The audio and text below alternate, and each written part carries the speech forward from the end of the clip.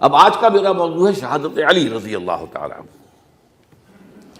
اصل میں حضرت علی رضی اللہ تعالیٰ عنہ کی شہادت بھی اسی الفتنۃ الکبریٰ کا تسلسل ہے۔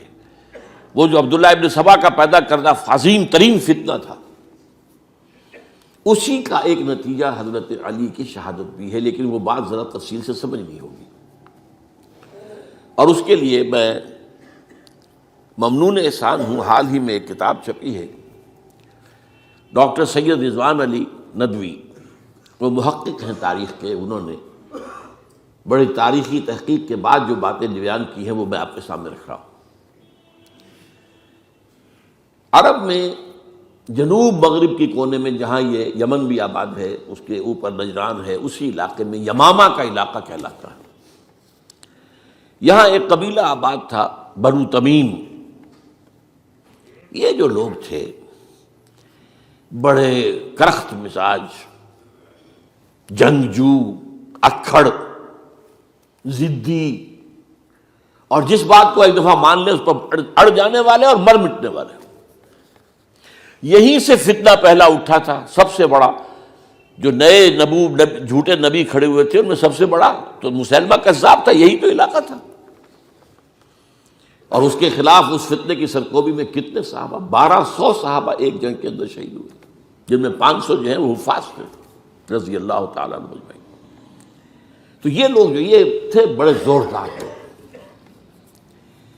اس قبیلے کے بارے میں حضرت عمر رضی اللہ تعالیٰ عنہ نے ایک بڑی عجیب حکمت عملی اختیار کی۔ ان کو وہاں سے اکھاڑ کر اور ایران کی سرحدوں پر آباد کر دیا، اب جہاں پر جہاد ہو رہا تھا، تاکہ ان کے اندر جو یہ جنگجوئی ہے یہ اب اس مقصد کے لیے استعمال ہو، اب وہ دارالاسلام کی توسیع کے مقصد کے لیے استعمال ہو، اور وہ ہوئی۔ حضرت عمر نے 2 چھاؤنیاں بنائی تھی رضی اللہ تعالیٰ عنہ، کوفہ اور بصرہ، کیونکہ ظاہر بات ہے کہ اب جو اسلام کا دائرہ پھیل رہا تھا اور اسلامی حکومت پھیل رہی تھی، اور زیادہ تر جو ہے مشرق کی طرف پھیل رہی تھی، ایران اور خراسان وغیرہ کی طرف، تو اب مدینے سے اس کا کنٹرول اتنا آسان نہیں تھا، فاصلہ تھا، تو چھاؤنیاں بنائیں تاکہ یہ اس سرحد کے اوپر یہ موجودہ مرکز رہے یا فوجیں موجود رہیں، کہیں کوئی بغاوت ہو تو اس کو کچلنے کے لیے وہ قوت فوری طور پر دستیاب ہو سکے۔ یہ لوگ ہیں کہ جو عبداللہ ابن سبا کی فتنے سے سب سے زیادہ متاثر ہوئے۔ ان کی مزاج میں وہ کجی تو تھی نا۔ حضرت عمر بھی ان کا جو ایک مضبوط کنٹرول تھا انہیں دبائے رکھا ہے، اور ان کا رخ جو ہے ایک دوسری طرف موڑ کر اس سے اسلام کو فائدہ پہنچایا۔ لیکن اس کے بعد جب فتنہ جو آیا یہ عبداللہ ابن سبا، تو سب سے بڑھ کر یہی لوگ اس کے ماننے والے، اور انہی میں سے وہ لوگ تھے جنہوں نے جانیں بھی دے دی ہیں، جنہیں حضرت علی نے زندہ جلایا ہے، اس لیے کہ وہ کہتے تھے کہ علی خدا ہے۔ اے علی تم خدا ہو، تم ہمیں آگ میں جلا رہے ہو، یہ تو تم ہمارا امتحان لے رہے ہو۔ وَلَنَبْلُوَنَّكُمْ بِشَيْءٍ مِّنَ الْخَوْفِ وَالْجُوعِ وَنَقْصٍ مِّنَ الْأَمْوَالِ وَالْأَنفُسِ وَالثَّمَرَاتِ۔ اب وہ اس آیت کو اپنے اوپر منطبق کر رہے ہیں۔ تو یہ جو کرخت لوگ تھے، انہوں نے در حقیقت جو ہے عبداللہ ابن سبا کے کردار میں سب سے بڑا رول پلے کیا، اور انہی کے ہاتھوں حضرت عثمان شہید ہوئے رضی اللہ تعالیٰ۔ اور اس کے بعد انہوں نے حضرت علی رضی اللہ تعالیٰ عنہ کو اپنے گھیرے میں لے لیا، کیونکہ انہی کی کثیر تعداد موجود تھی مدینے میں جب حضرت عثمان شہید ہوئے۔ اس کے بعد اب ظاہر بات ہے کہ کوئی نہ کوئی تو خلیفہ ہونا چاہیے تھا۔ حضرت طلحہ سے کہا گیا، انہوں نے معذرت کر لی، حضرت زبیر سے کہا گیا، انہوں نے معذرت کر لی۔ اب ظاہر بات ہے کہ حضرت علی آخر امت کو چھوڑا تو نہیں جا سکتا تھا بغیر امام کے، انہوں نے قبول کر لی، اگرچہ حضرت حسن روکتے رہے کہ ابا جان یہ ان لوگوں کی بیعت جو ہے آپ قبول نہ کیجیے۔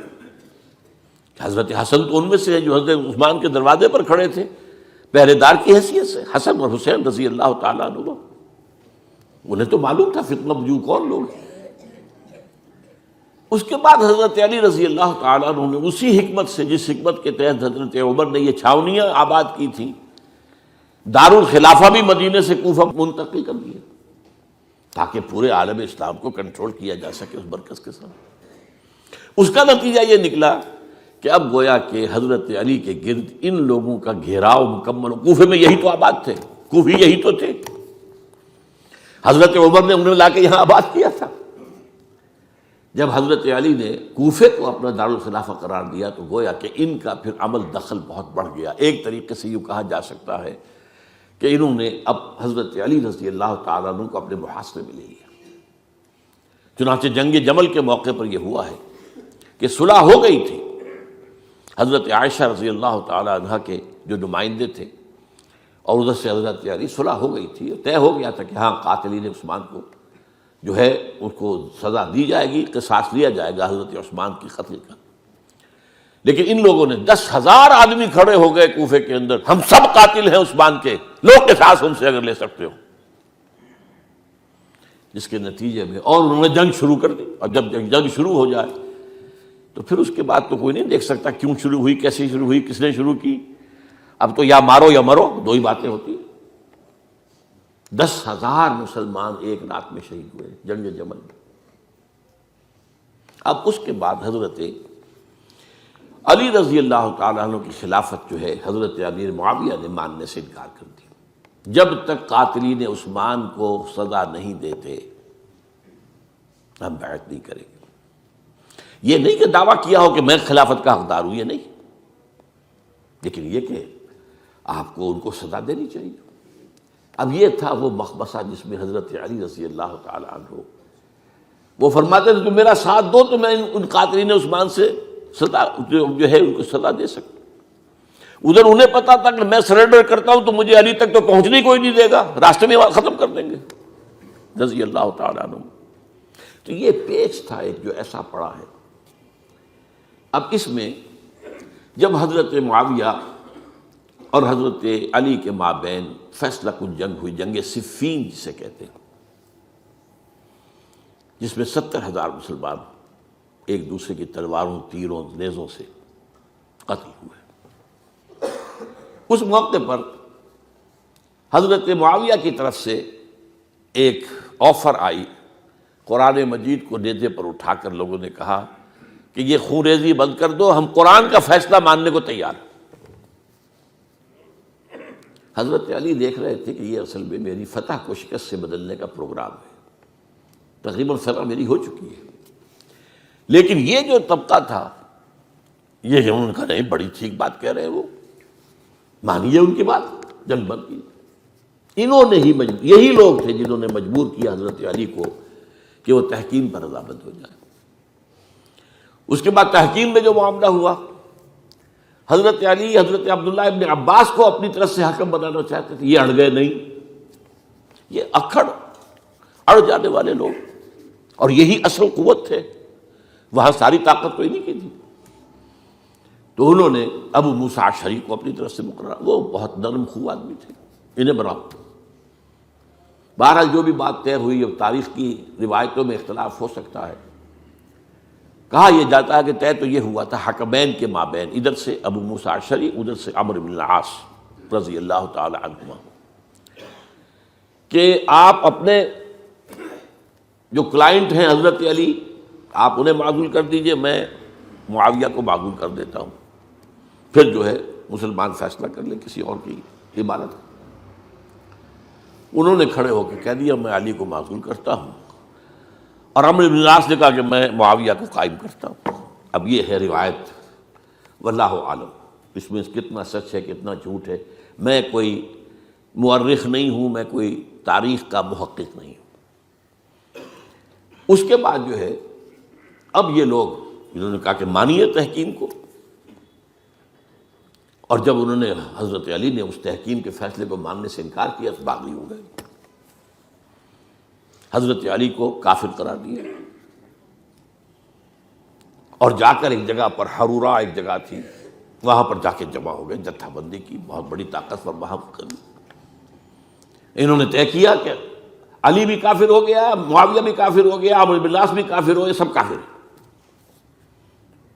حضرت علی کی طرف سے ایک گئے سفیر ان سے بات کرنے کے لیے، تو انہوں نے کہا تم ہی نے تو کہا تھا کہ تحکیم کو تسلیم کرو، کہ ہاں ہم نے گناہ کیا تھا، کفر کیا تھا، ہم توبہ کی ہم نے۔ اگر علی بھی مان لے کہ میں نے مان کر کفر کیا تھا، اب میں توبہ کرتا ہوں، تو ہم ان کی بات مان لیں گے۔ اب حضرت علی اس طرح کا جھوٹ کیسے بولتے؟ انہوں نے تو کوئی کفر نہیں کیا تھا۔ بہرحال انہوں نے پھر بھی نرمی برتی کہ دیکھو اگر تم کوئی خونریزی نہیں کرو گے، فساد نہیں مچاؤ گے، تو میں تمہیں کچھ نہیں کہوں گا۔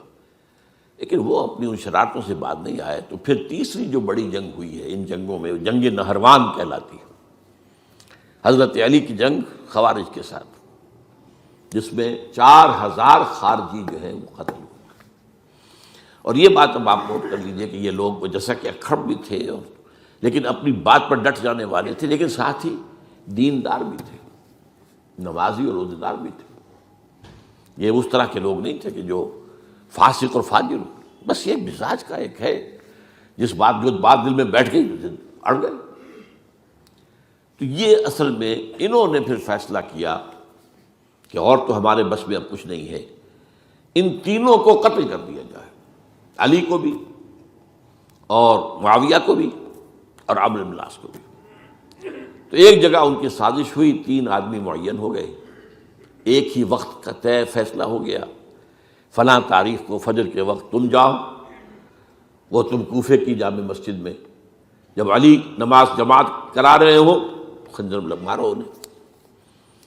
اور یہ اس کا نام ابن ملجم تھا، خارجی، یہ وہی لوگ بنو تمیم کے لوگ۔ دوسرا جو تھا وہ دمشق میں حضرت معاویہ کو قتل کرنے شہید کرنے کے لیے پہنچ گیا۔ تیسرا مصر پہنچ گیا حضرت عمرو بن العاص کو۔ اب یہ بات اللہ کی طرف سے ہے، یہ تو اس کی مشیت ہے، اس کا فیصلہ ہے۔ حضرت علی پر وار کارگر ہوا، اب شہید ہو گئے۔ حضرت معاویہ پر وہ وار ذرا اوچھا پڑا، زخمی تو ہوئے لیکن آپ کی جان بچ گئی۔ عمرو بن العاص اس روز مسجد میں کسی معذوری کی وجہ سے، عذر کی وجہ سے فجر میں آ ہی نہیں سکے، لہذا حضرت علی کی شہادت ہو گئی۔ اب یہ ہے اصل پس منظر، کن لوگوں نے کیا شہید، اصل میں وہ سمجھ لینے کی بات ہے۔